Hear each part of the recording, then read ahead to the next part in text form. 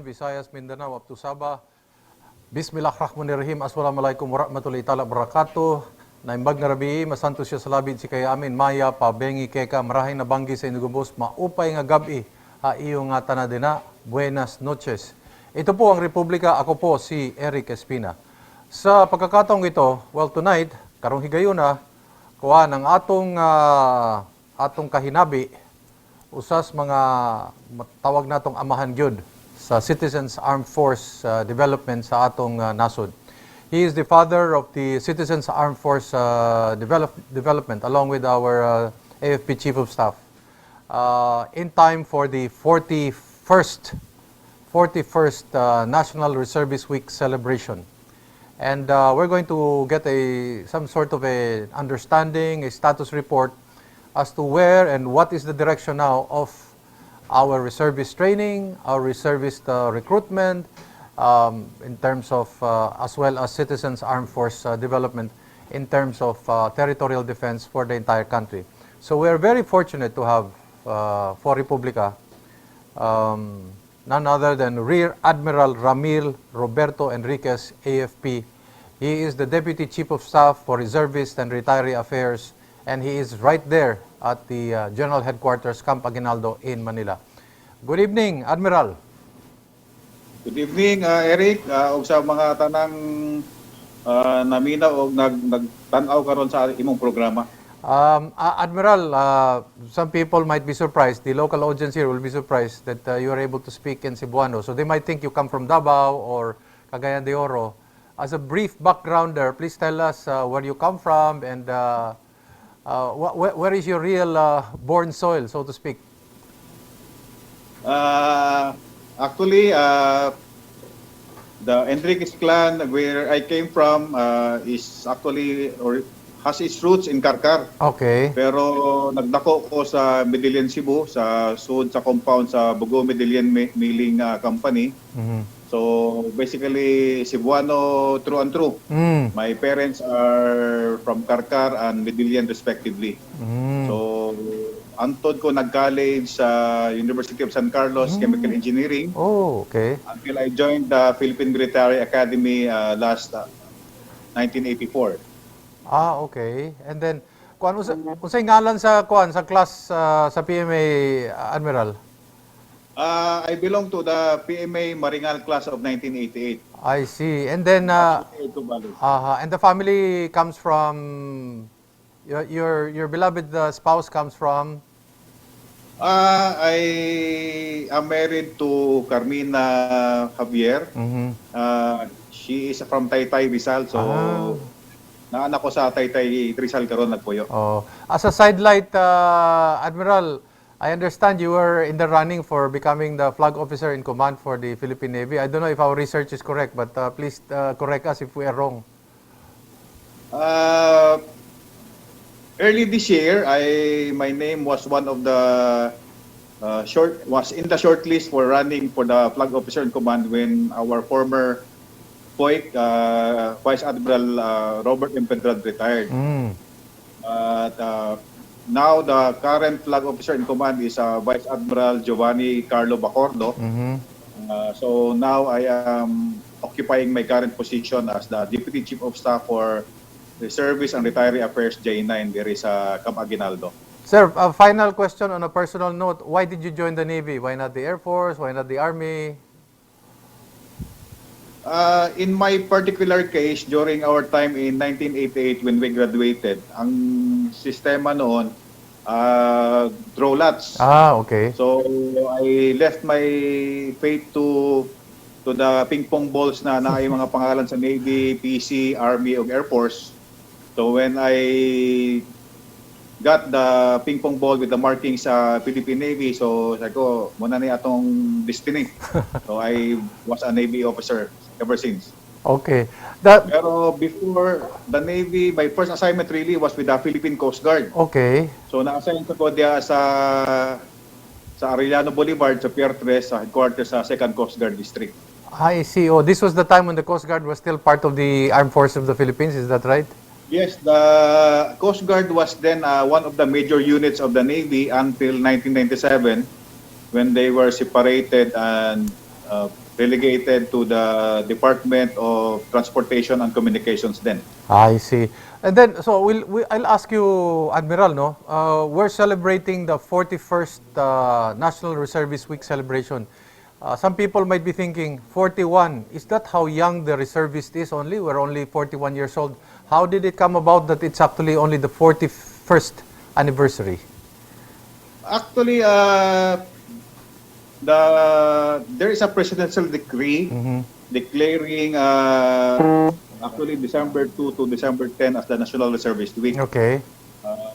We just celebrated it, culminated it yesterday, February 18. September 18 kay naay mga lain nga conflict na schedule. Yes. But also the araw ng Laang Kawal, ang National Reservist Day is actually September 2. Okay. It is by virtue of a presidential decree. But if you look into our history, Yes. Ever since before, na mga reservists, actually we consider Lapu-Lapu as the first reservist nga ni sukol sa mga puwersa nga gikan sa laing nasod. So in history, pero it was just formalized through a presidential decree. That's why it's just the 41st National Reservist Week bago lang. There are some Cebuanos, Admiral, knowing the inclination of the President towards Lapu-Lapu, who are looking at the possibility of maybe we can have this amended and make the National Reservist Week on April during the victory of Lapu-Lapu. But I'm just throwing that down the line. Maybe that could be one of the considerations in the future.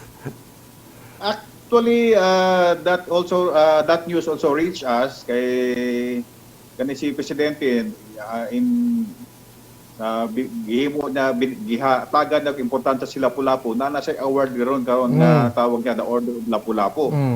So kay mugid kuno to ang una gid nga hero nato nga dapat nga tangkilik sa atong mga kanasuran. But ato nang i-post siguro sa Department of National Defense kay kinahanglan man na siya further legislative action kay bisag presidential decree mo ato gyapon punta sa Malacanang para approval ni presidente.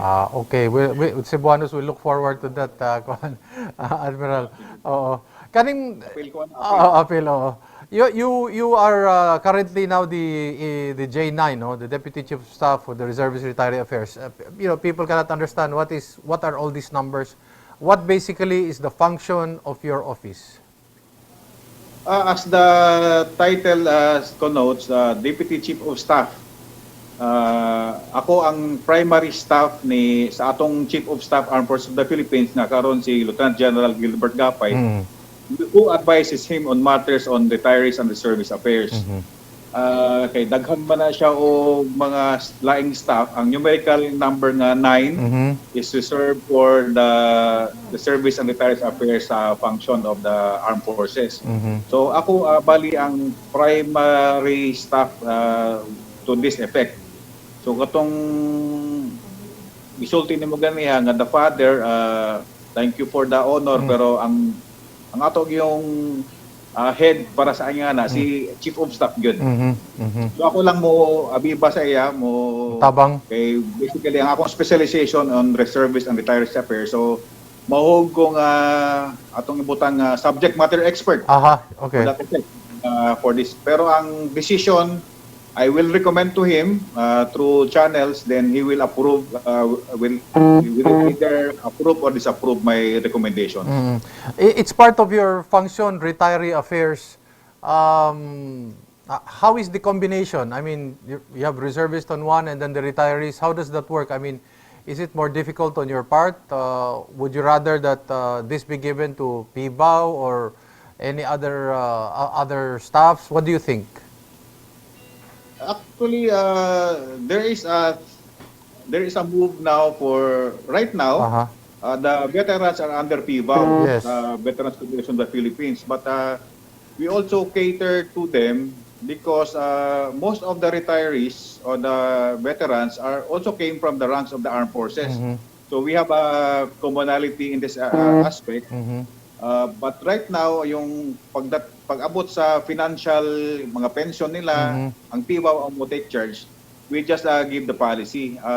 Right now, we are catering to our veterans na who died. So muna ang among one of our primary functions now to take care of our veterans who passed away aron mahimutang sila ngadto sa ilang mga lubnganan. In most cases diri sa Manila sa libingan ng mga bayani. So we take care of them. We see to it that the proper honors and respect due them are given. Muna ang among function. Pero pag abot sa financial matters, ang tibaw ang mo take charge kay bureau man na sila sa DND. How is the relationship between OJ9, your office, vis-a-vis, for example, the other service 9s or the Army 9, Navy 9, and then the Air Force 9s? Sa major service, they have their own reserve commands. Yes. Army Reserve Command, the Naval Reserve Command for the Navy, the Air Force Reserve Command, and we have one more, yung AFP Reserve Command, yung AFRESCOM kung tanawon. Yes, yes. As my function, I have direct supervision over the 9s. Okay. Pero ang katong sa mga reserve commands, we leave it to the major service commanders to supervise their units. But in terms of policy, ako ang mutanaw kung if they are following policies, and at the same time, I am open to their suggestions which policies are supposed to be rewritten or modified to suit the current needs or the current situation. So, as much as possible, I do not go direct to the RESCOMs because as a staff, ang direct supervisory staff na akong gihandle ang mga 9 sa mga major services o ang counterpart nila sa AFRESCOM. But I leave it to the Commanding General of the Philippine Army, the POIC of the Navy, the CGPAP of the Air Force to run the unit which yung reserve commands nila. How about the AFP Reserve Command? And who would be in control of the AFP Reserve Command? Because you mentioned the RESCOM Army is with the CGPA, and then they have their own respective commanding officers and generals. When it comes to the AFP Reserve Command, to whom does the AFP Reserve Command report to? By virtue, si AFRESCOM ay isang major unit ng AFP, ng General Headquarters. Supposedly, si Chief of Staff yung kanyang supervisor. Pero dahil ako yung staff na namamahala sa function na yon, dumadaan sa akin. Pero ang mga decisions ay nakay Vice Chief of Staff. Naka-delegate sa kanya. Okay. Medyo may kunting yan dahil ang mga technical service ang kinikilala nila na interim head ng mga promotion ng technical service si Deputy Chief of Staff, but as a unit si Vice Chief of Staff ang namamahala sa kanila. Is this a new policy or matagal na itong ganitong flow of This is not bago lang. Not so old.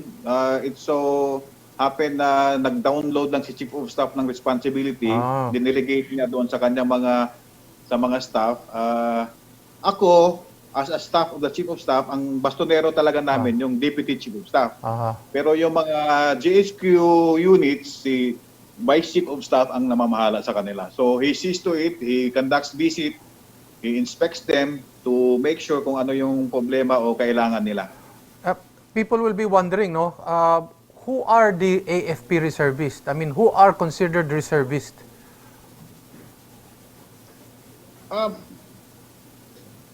Sa ating constitution, sinasabi doon na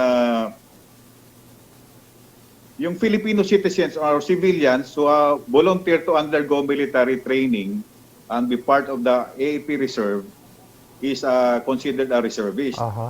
Yung right now, there is a new policy in 2019 promulgated by DND na mandatory na yung lahat na mag-retire galing sa armed forces ay reservist na. Whereas before, it's a voluntary obligation kung gusto nilang mag-join. Because after serving for more than 30 years, baka sabi nila, pagod na ako, Pero They can manifest. They can manifest they want to join. Dati. yes, Oo.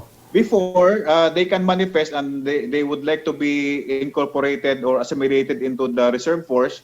Pero sa parte ng mga civilian, we would like to recruit them as long as they are willing to be part of the AFP reserve force.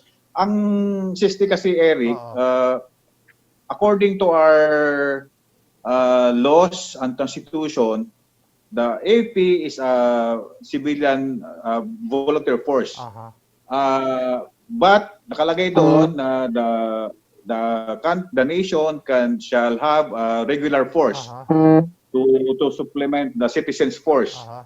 Ang actually ang ratio niyan is 20-80 when in times of crisis o God forbid na magkagera ta, Mhm. the fighting force will 80% of the fighting force will come from the AFP reserves. Mhm. Mhm. 20% will come from the regular force. Mhm. So that's why we are trying to make a credible force na according to our latest national defense strategy, are calling for 1% of the population. So basically, we would like to have a minimum of 1 million reserve force na ready reserves. Mhm. Mhm. Hindi to standby, hindi retired reserves. Mhm. Mhm. Well, we're going to leave you with a question before we pause for a break. Some people are asking, no? Do we really need ready reserves? Do we really need that many reservists? And why do we need them when Republika returns?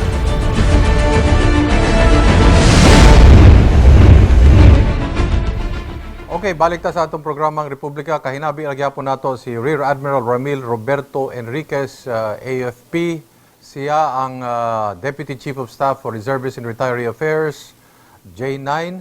So, is it still rational for us to have to strengthen our reserve force? Why do the Philippine state needs a 1% number of reservists for our country? How would we explain this? Let's look into the strength of the armed forces. We are basically around 120,000. Divided into the Army, the Navy, and the Air Force. Pero kung tanaw na to, ang mga units na to, ang atong mga commanders maingon na kulang pa ang atong mga puwersa. Mm-hmm. In times of calamities and disasters, the first responders are normally coming from the military. Mm-hmm. Pero ingon sila nga kuwang pa. So that's why we have a reservist law, Republic Act 7077, which called for the reserves. Duha ka nakabuk na serbisyo ang pwede natong kuhaon. Ang kanang military auxiliary service, kani karon ang atong mga CAFGO o CAFGO atong una nga Citizens Armed Auxiliary karon. Reservist na sila. Pero tan-awon sa uban Army pero actually reservist. O kaning civil auxiliary service. Daghan og gamit in times of socio-economic situations, ang atong mga sa pag-maintain sa local peace and order, sa delivery of health services, very evident ang atong mga reservists karon kaning panahon na ay COVID-19 nga pandemic. If you will notice, there are people manning our checkpoints, relief centers, and enforcing curfew. Pero in tanaw nimo closely, dili na sila mga regular troops, mga reservists na to, na volunteering their services, despite they're having their own jobs, but they volunteer their time and their effort to serve the country, to help our local governments. In my remarks during the celebration of the 41st National Reservist Week, I said I would like to honor 2 of our reservists who died in the line of duty during this COVID-19 pandemic. So daghan sila og matabang. So kung magsalig ka lang sa atong kapulisan o sa atong mga military, murag mo kuwang. Kay mayon ta kung wala tay lain nga problema, to example ka ng local insurgency problem nato, pwede mo mo sustainer siguro ang atong mga pwersa, but in this case our regular troops are preoccupied with the peace and order situation. We need our reservists to fill in the gaps. If you were in Congress, Admiral, no, one of the legislators, senators, or congressman would ask you, please give us an idea, where are we as far as the status of the reservist organizations is concerned? Because part of the Armed Forces of the Philippines force structure is yung sinasabi nilang strategy-driven, concept-led, capability-based planning. And then a while ago, you mentioned kailangan 1%, no? So that's about 1 Yes. million, and then 80-20 ang combination ng regular vis-a-vis the reserve force. So if a legislator will ask you, please give us an idea, where are we in terms of reservist development? Let's take numbers for the first item. Currently, we have 728,000 listed reservists. But sa category ng ating mga reservists, meron yung first category, ito yung mga ready reserves. Nandiyan yung ating mga affiliated reserve units, companies or organizations incorporated into the structure. Example, ang hospital, kanang naa sa Davao, o kaning National Power Grid Corporation of the Philippines, they are part of the reserve force. Pero ang atong mga fighting force, kanirang atong mga ready reserves. So basically, nasa 90,000 lang sila. If we talk about 1 million, so basically we need 900,000 more. Yes. So ang problema sa atong reservist ang kakulangan sa pondo. We need to support them in terms of uniforms, training, so uban pang mga equipment kay ato silang gamiton sa humanitarian disaster assistance and disaster response. Yes. Pero kuwang ta og mga rubber boats, mga trucks nga ilang gamiton ug ilang mga gamit sa sample sa earthquake kanang naimo collapse nga building. So basically we need the funds. But ang strategic direction nato, we need our reservists to be able to perform the functions of the regular force. So we would like to train them into their specialization. For example, ang pinaka-basic ang atong mga infantry. So natay mga reservists nga ready reserve battalions atong i-train for war fighting. Pero looking into the armed forces, not every one of us are really the first line fighters. We know how to fight, but we have specialized people to fight. We also need people in logistics, in communications, in our hospitals. Kumbaga sa dili sa front line kundi sa rear echelon nato mga support units. Yes. So natay mga drivers, natay mga signal o mga radio operators.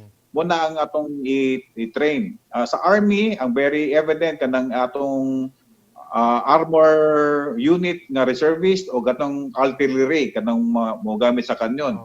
We need to be assured na ang atong mga reservists are capable of fulfilling the task of the ones who are with them. Yes.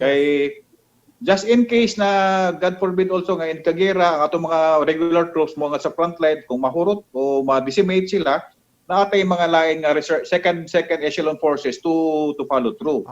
So we do not need or we do not want to train everyone to be riflemen, but we need them to be specialized. Kaya aron just in a basic corporation, dili tanan finance, dili tanan admin, dili tanan transportation, dili tanan fieldmen.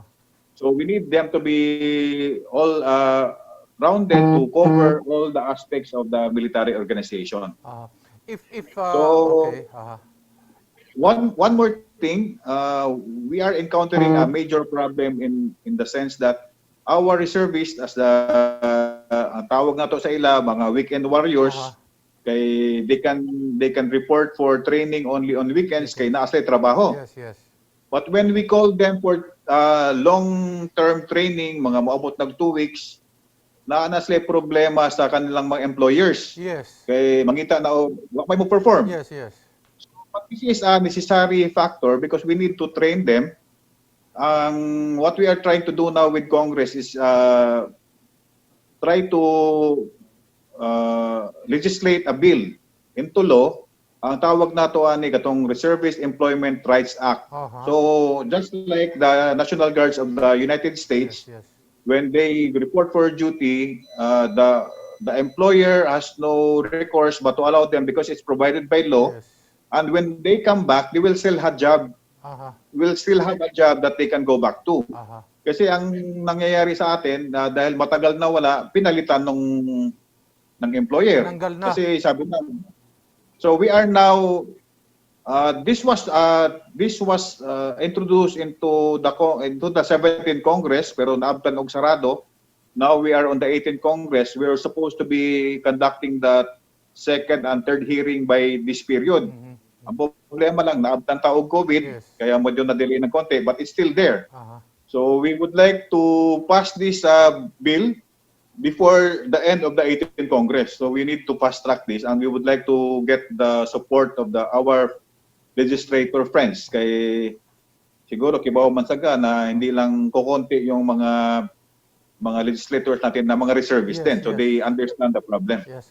In this proposed bill that you have come up with, have we increased the penalties for employers who will violate this? I mean, I think that's one way of making it, so that they will end up really following it. That was one of the highlights of the discussion during the last hearing, committee hearing by the Committee on National Defense. Kasi accordingly, meron na yung provision sa RA 7077, pero it is not very clear in the implementing rules and regulations. So we are now trying to strengthen put some teeth into the law. So we need to have this bill with the proper penalties. Not only penalties, but also the accolades accompanying this law. When you talk about this bill, no, is there some kind of a mechanism where there are only 1 or 2 employees for every business establishments that will be required to render some kind of military training or called in by the government? Or it's like there is really no number in terms of what the employer can allow or will be allowed to enter into some sort of a military training? Kasi baka yung ibang employer dyan isipin, baka yung buong mga 10 o 20 ng aking mga empleyado makuha ninyo. So that is not part of the provision. Actually, we have whole companies, EPSA for one, under kang former Congressman Brigadier General Charito Planas, is an affiliated reserve. They're applying to be affiliated reserve unit. So that means everyone in the company is a member. We have the Mission Hospital here in Pasig. The whole hospital, from the president down to the yung mga ambulance drivers, are members of organized military unit. So they have their organization based doon sa structure ng hospital. So when we use them, everyone goes. Parang apit sa tanan. So in the former in context, ang atong mga reservists ay supposedly volunteers. But if they volunteer in a personal capacity, the company cannot do otherwise kundi payagan sila. People who are watching us, they want to become reservists, they will be asking, what are the documentary requirements for to become a reservist? And then that's the first question. The second question is, how long does the entire process take before I am able to volunteer my services to the Armed Forces of the Philippines? Okay, there are 2 types of people entering the reserve force. Ang isa yung sa enlisted, yung isa officers. Yes. By virtue that officers are supposed to be commissioned officers, the process will reach up to Malacanang. So there is a process from the major service, the general headquarters in Aguinaldo, the Department of Defense, until the President signs your commissionship into the reserve force. On the other hand, ang mga enlisted nato will only reach the level of the commanding general of the army, the PN of the head of the medical service. So mas mabilis yon. Now, if we have interested people trying to look into going into the reserves, we have a website actually. Oh, yes. You can search and Facebook also the web page of the office of the J9. But let me clarify. An individual who wishes to join the reserve force will first ask himself which branch of service will he join.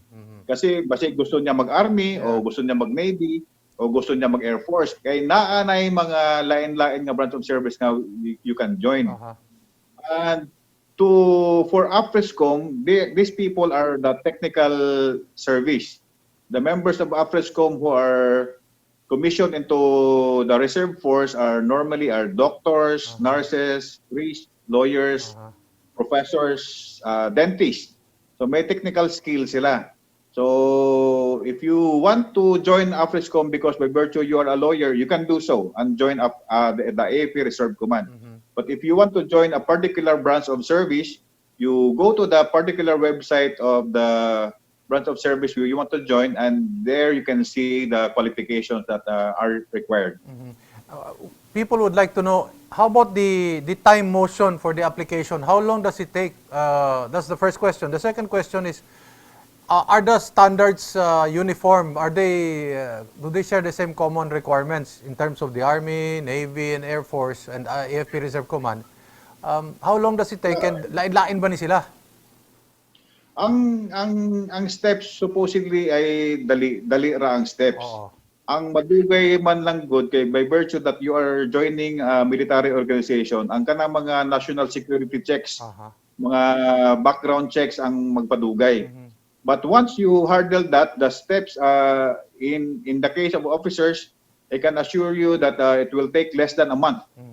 As long as all the paperwork are in order, ang dili lang namo kapugngan diri kay ang level namo kutubra sa Armed Forces of the Philippines. Ang among dili namo makontrol ang level sa Department of National Defense ug labay na katong sa Malacañang. Kay di na mo masultian ng taga Malacañang dali-dalion. Kay they also have their own ways of checking data and records. But kung sa enlisted, in less than a month, mahuman. Basta na serial number, no? Makakuanda yun. Matagaan og serial number, yes. Diretso ang kuan sa requirement, isa sa mga requirement for civilians, labi na katong wala moagi sa ROTC, they have to undergo military training. Muna ang magpa-delay gamay, pero if you can show them that you are already a graduate of ROTC or better yet advanced ROTC, mas madali. Ang sistema gud karon since the advent of the NSTP law since 2001, our college students now have the option of taking the CWTS o katong literacy training service. So ROTC now is only a part of the curriculum. So, but I can say, safely say, katong ni-graduate o college o niabot sa second year college way on or before 2001, kompleto na sila o ROTC, they can easily join the reserve force. Okay, I'm going to leave you with some questions. Again, we're going to pause for a few reminders. The question I wanted to ask is it easier in short to become an Army reservist, or is it easier to become a Navy reservist or Air Force reservist than an Army reservist? And then number two, when we come back, we'll talk about what is the status of the mandatory ROTC. Pagbalik, sir.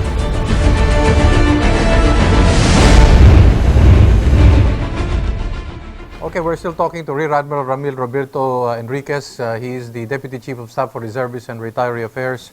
My pending question, Admiral, is it true, because there are stories around, that it is easier to become a Navy reservist, an Air Force reservist, than an Army reservist? I mean, are there certain peculiarities, and can your office somehow look for a way to standardize all the requirements and the movement of papers? I cannot really say mas dali ang Army o Navy o Air Force. They have their own peculiarities. It really depends on your inclination. Kay na may isang Navy Reserves na ay Navy nga sailors na ay Navy nga Marines. Mm. Pero kung ang katong Marines pasakyo nimo og barko magbagulbol kay lisod ko no. Oo. Just like nga mga Navy kung dat-on nimo sa training nga to sa Army siguro maglisod pero kung on the other hand ang Army dat-on nimo sa barko sa Navy maglisod ka. So these services have their own peculiarities. Pero basically the POI, the program of instruction sa atong mga military orientation training, basically the same.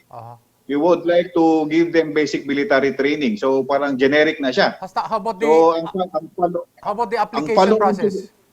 The application. How about the application process? I think it's the same. Same lagi hapon. Because as far as our policy is concerned, it's the same. We have the same system for security and checks. And the application is basically the same.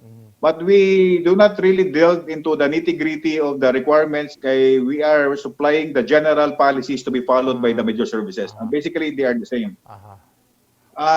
So, dili ko makaingon which one is easier. Unless you are talking about katong training nga gikuha ni Matteo Bonicelli. Lain na to siya, advanced training na to siya katong sa Ranger. Yes. Ang iyang military orientation training is basically the same throughout the major services. I see. What we had for Senator Pacquiao when he entered the military, the reservist, is the same. It's the same kung anong gikuha ni Mayor Sara Duterte sa Davao. Basically pareho lang. We want to find out what is the status of the mandatory ROTC now. I mean, the bill, is it pending in Congress? And because President Duterte is really very gung-ho about supporting this, and at least we're fortunate there is a president who is really pushing for mandatory ROTC. But where is it now, and what is happening to this bill? Okay, let me give you a brief background there. The president really wanted the reinstatement of the mandatory ROTC. Siguro kitando we experienced mandatory ROTC during our college days. Yes. But the advent of NSTP made it optional. So the president said that to help build our youth and help in nation building, we reinstitute ROTC. However, he mentioned that he wanted the ROTC to be senior high school. So, before I came here sa J9, way back mid-June 2019, the bill was already in Congress actually, was on third hearing, third reading. Unfortunately, naabtan og sarado sa Congress, so it was again refiled on the 18th Congress. So right now, the Committee on Higher Education and the Committee on Basic Education, sila ni Congressman Romulo o si Congressman Marco are hearing the case. But there are now other proponents to bring back ROTC back in college instead of senior high. Kaya naako na yung mga I leave the legislation to our lawmakers, pero the argument are if we do it in senior high school, we are basically training minors. Yes. So this argument was countered by DND in a sense that when the former ROTC was in first and second year college, basically this is the same age group that underwent ROTC. So what's the difference between then and now? So right now, it's the committee is already heard have initial hearings, so they have yet to schedule another hearing. Ang problema lang naabtan lagi ta og COVID, so I hope na the committees will now do some hearings even through the new normal kanang online na lang. So we are waiting for the good chairpersons of the Committee on Education and Higher Education to conduct another hearing to this. Clarification, Admiral. This is going to be mandatory for state colleges only, universities, or all colleges and universities, including private institutions? Actually, the original position, the current position of the Department of National Defense is still in senior high school. Okay. Uh, we are talking about 11,200 senior high schools Wow. and approximately 4 million students. So we are still preparing for that. The other issues are where will the funds come from? And instructors, Kung Admiral. How about the instructors also? If all of a sudden you have about 4 million students. Exactly.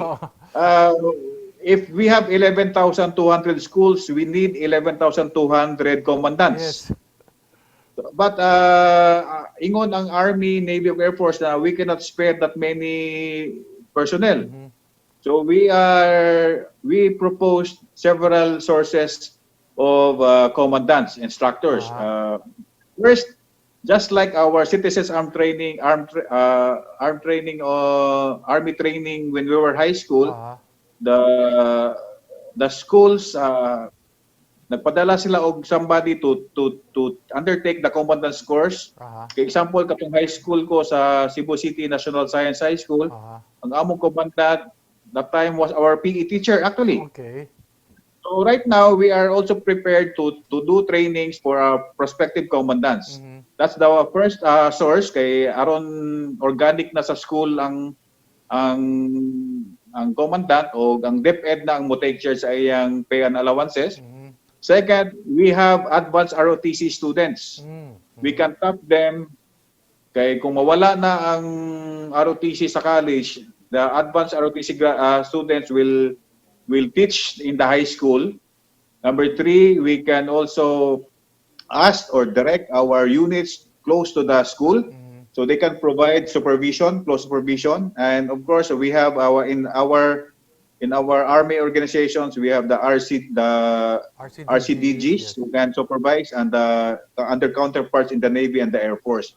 So basically, we have 5 sources of instructors for that. Ang amo lang, ang challenge lang ani is kanang ilang mga buildings, asa magikan ang ilang mga buildings, asa magikan ang ilang mga uniforme. So in fact, during the hearing in the Senate, there was a proposal that the students will go to class, ROTC class in white t-shirt and maong uniform. Pero inopost to ni Senator Gordon. Sabi na hindi pwede yan. Pag may military nga, dapat naka-uniform sila pag papasok. Pero just to answer the fund requirement for uniforms, we initially proposed that. But it depends really on what will the law come out by virtue of the current deliberation of the committees on education and higher education. The other graduates of literacy and civil welfare, for clarification purposes, are they considered reservists? Do they also have serial numbers? And how are we going to be able to somehow use them, employ them in nation building and for maybe security purposes?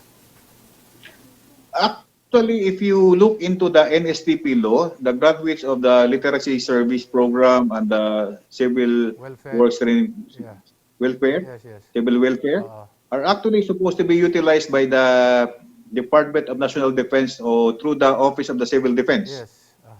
Ang hindi lang namin pinapakialaman doon because they are really not military. So, labas sa amin. Pero, are they reservists? Are they considered reservists? And do they have serial numbers? As far as being reservists are concerned, they still have to volunteer to be and join the reserve force. If not, they cannot be considered reservists. Is that where the... Pero they can render, Eric, they can render national service according to the training that they receive, whether it's a literacy or to contribute towards nation building. Is this the same very group that we can make use of in the 1987 Constitution, Article 2, Section 4, regarding rendering by law personal, military, civil service? Sila ba yung tinutukoy nito? Hindi ako pakiulit nung yung Article 2 Section 4 1987 Constitution The government may call on the people to defend the state, and in fulfillment of this provision by law, they may be required to render personal, military, and civil service. Eto ba yun sila? Pwede ba nating gamitin sila for civil service or to render personal service? I'm not sure on the accuracy kasi ang 1987 Constitution was done in the 1987, but the NSPP law was created 2001. Yes, So yes. I don't know the correlation. Uh-huh. But our Constitution really calls on the citizenry to help defend our nation. So kung law versus the Constitution, I believe the Constitution will prevail. So in this case lang, yung NSPP tsaka literacy program, they are specialized.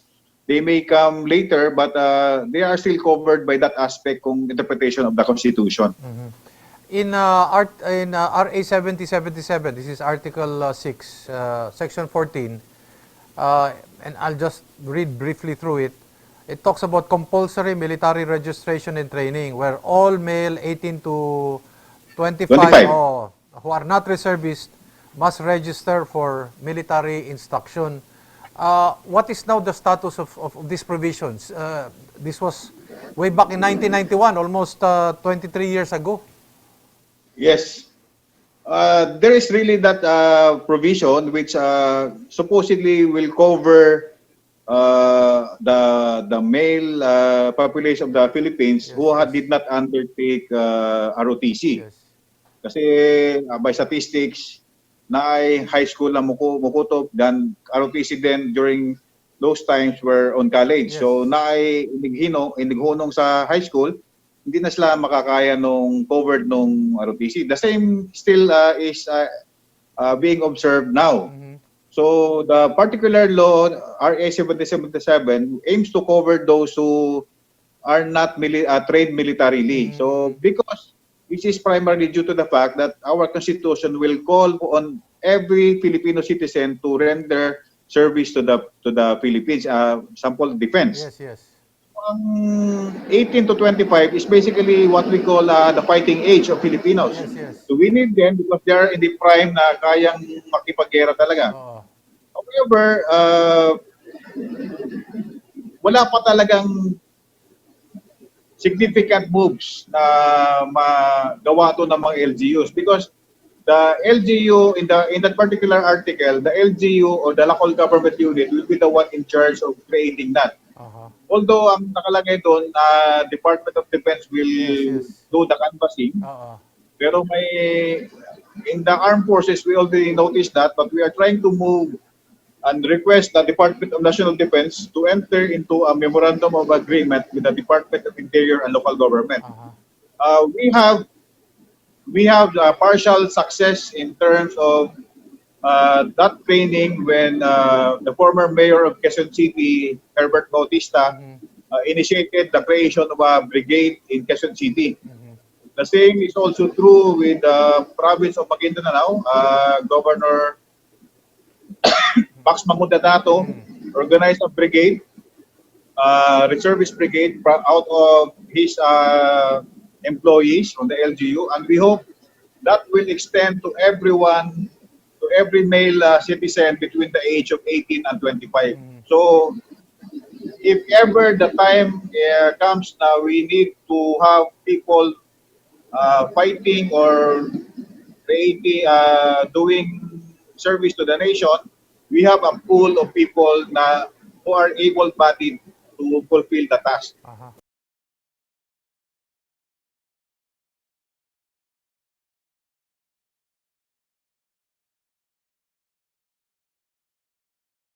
Undergo military training.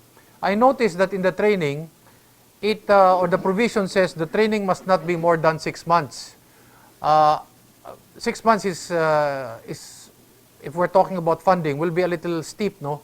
I was looking at the South Korean model, where they also have something similar, and they only have a training of 5 weeks, military training for 5 weeks of students from 18 to 35 years old. So I don't know whether we can look at this and maybe just make the training 5 weeks, because in Korea, after they get 5 weeks of military training, mandatory training, that's when they're assigned to the different battalions.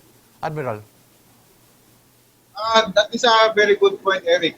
Maybe we can do our consultation with the major services if they are amenable to that provision. Basically, we would like to to shorten the training, but at the same time, do not sacrifice the quality of the training that our people will have. Uh-huh. Uh, Naitabo man na sa mga atong mga basic na soldiery courses, 6 months. Uh-huh. Gipattern na nakaroon sa atong mga training institutions. Uh-huh. But gladly we will would like to take a look into that aspect, South Korean model. Uh-huh. The history usually instructs us about how we move forward, no? If we don't learn from history, we will again repeat it. During World War II, we had about 10 divisions, reserve divisions, and 2 regular divisions.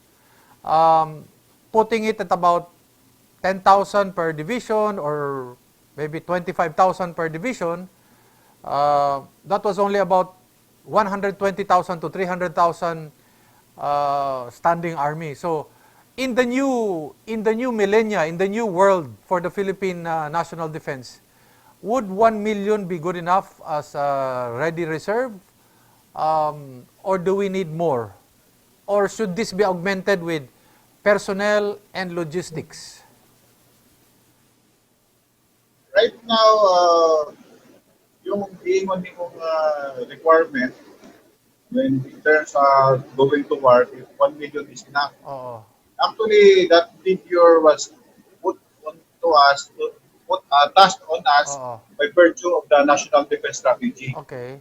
But our people from the intelligence are constantly evaluating the threat Yes. that the country faces. So Oo. that figure might vary along the way. But to tell you, as of now, the current Chief of Staff, Gilbert Gapay, tasked me to prepare a 5-year development plan for the reserve force. Aha. Sabi nga, we need 1%, so we need 1 million, so let us make a plan. Currently, the AFP has a transformation roadmap up to year 2028. But just for modesty, we make initially a five-year plan. So in this plan, we will have 182 units in readiness condition 2. 122. Let me clarify. Currently, our baseline, we have 122 ready reserve units. So in 5 years, we would like to have that increased na to 182. Yung ang mga ready talaga, yung pwedeng ilaban.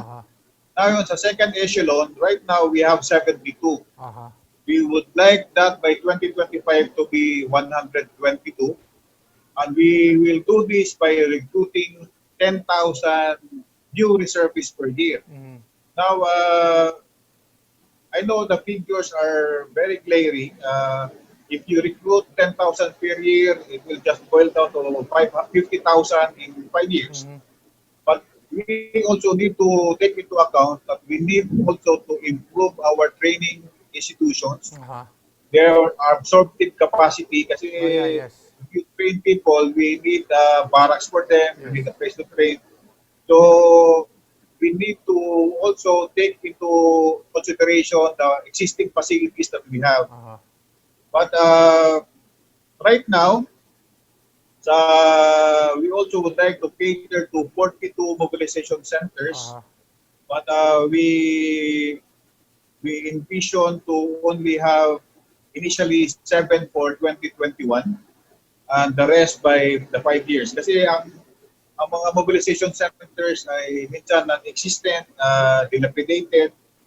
So, sa Army, per RCDG, dapat mayroong isa, at least. Then sa Navy, we also would like to have them there per reserve centers. They have one each. So on. So all in all, we envision to, for the next 5 years, 42 centers for mobilization. Uh-huh. Kaya right now, they really don't have a place to report to when calling for them. What? So Okay. ang among gi kuan daw, ang among gihinay-hinayan Oh. because we need to, I am fighting for the yung kapakanan ng ating mga reservists kasi medyo napapabayaan na rin. Uh-huh. So we need to give premium to their existence and their efforts. So we would like, the armed forces would like to compensate the effort that and the services that we are receiving from them. Part of this 5-year development program, Admiral, appeal ba kaning mga karaban para lang ma-expedite ang kuan, ang kanabang murabag one-stop shop sa mga gusto mo apply as a reservist ba? So, mga karaban nga mo biyahe into the provinces and then to murabag one-stop shop para medyo ma-expedite ang process. That is embodied in the directive that the GHQ will give the major services. Actually, karong September 30, we will be meeting for our third quarter RRA family conference. That is part of my guidance to expedite. Normally, I wouldn't go down to the nitty-gritty on how the major services will implement this, but basically that's the ideal way of doing things. Na go to one place to recruit them and you process them. And then, we talked about ready reserve. Of course, we can't leave this subject on reservists by not talking about the standby reserve.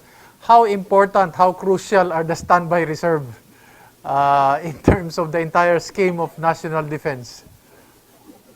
And the standby reserve and actually include the retired reserve. Yes. These people can be called upon to go into the reserves for immediate deployment. Kaya ang atong mga reservists in category, ang atong mga first category, ang mga first ones to be called.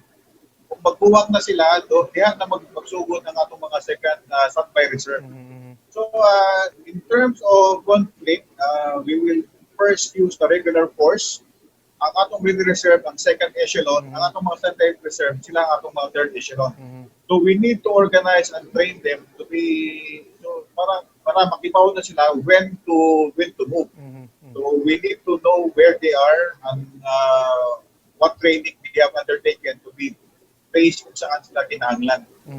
Talking about the standby reserve, it's part of RA 7077 that there should be some kind of an annual assembly for standby reserves to update their records and their addresses. And for that matter, maybe I don't know if we can come up within the next 5 years for a national reservist registration all over the country so that we can really find out the warm bodies that are really on our paper. Actually, that directive has been with the major services na kailangan meron silang tinatawag itong assembly test. So what we in general headquarters do is we check on them if they are really complying with that directive. In fact, I have a division here at OJ9 which goes around the country and goes to the ready reserve battalions, the brigade, to check on the accuracy of the data that is being forwarded here. Example, we would go to a certain ready reserve battalion in southern Luzon. When we go there, we will check if they have the list of the reservists are really up to date. We would check on their equipage, their mobility, and the training that they have conducted. Just like what I have said earlier, we give leeway to the major services to perform this because what we at GHQ would do is just basically give them broad guidance and we will just check compliance. So we conduct our own inspections. Aside from the Army having their own inspector generals inspecting them, as a stopgap, as an added measure, we also conduct our own inspections. Final word to everyone who is listening, who would probably want to become a reservist and who is currently also a real reservist now with the Armed Forces of the Philippines. Your final word, Admiral. Thank you very much, Eric, for this opportunity of talking to you and reaching out to our people. We just celebrated our 41st National Reservist Week. And at this point, I would like to congratulate Brigadier General Erik Espina, Thank the you. commander of the 19th Officers Red Reserve Brigade of the Philippine Army, for being chosen as the best Red Reserve Brigade nationwide. This is a call to all our countrymen. The country needs people to perform tasks that your regular armed forces cannot by virtue of our strength. So we need people to do service to our country and help our countrymen develop for our socio-economic development. We need people to help maintain peace and order, deliver health services. We can see our reservists volunteering their time, effort, and sometimes personal money, especially in these times where the COVID pandemic is affecting everyone. So, in behalf of the Armed Forces of the Philippines and our Chief of Staff, Lieutenant General Gilbert Capay, I am calling you to join the reserves and be part of the team that helps our country. Maraming salamat, Eric. Okay. Daghang salamat, moto ang atong kahinabi sa tibok usa ka oras, si Rear Admiral Ramil Roberto Enriquez. He is the Deputy Chief of Staff for Reservist and Retirees Affairs dinha sa GHQ sa Camp Aguinaldo. Thank you very much, and this is Erik Espina. Palagi pong nagsasabi sa inyo, magmasid, makialam, higit sa lahat ay manindigan. Dahil wala pong magmamahal sa Pilipino kung hindi ang Pilipino. Daghang salamat, maayong gabi kaninyong tanan.